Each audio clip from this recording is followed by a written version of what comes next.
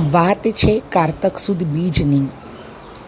વીર પ્રભુના મહાનિર્વાણ પછી તૂટી પડેલા ભાઈ નંદીવર્ધનની વિરહમાં ને વિરહમાં ભાઈ ઉપવાસ કરે છે. ત્યારે વહાલસોહી બહેન સુદર્શના આવે છે, ભાઈને સમજાવે છે અને ઉપવાસના પારણા કરાવી ભાઈના મસ્તક પર તિલક કરે છે.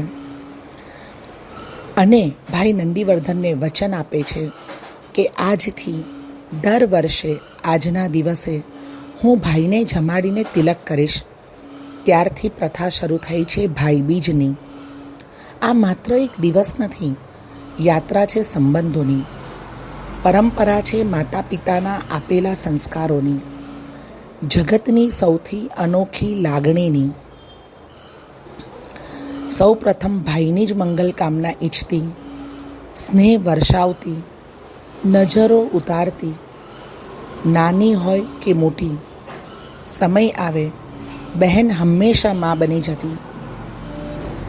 ખમ્મા મારા વીરાને એવું હર હંમેશ કહેતી બહેન, ભાઈ બીજનું કર્તવ્ય નિભાવતી.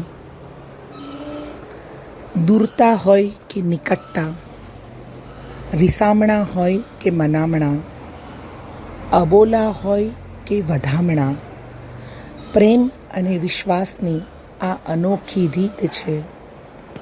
નાથ નિરંજનને પણ જે જગતમાં સૌથી વધુ નીજ છે એવા સંબંધોની પરાકાષ્ઠા એટલે ભાઈ બીજ છે. આપ સૌને ભાઈ બીજની શુદ્ધ અંતઃકરણપૂર્વક મંગલ કામના, શુભકામના.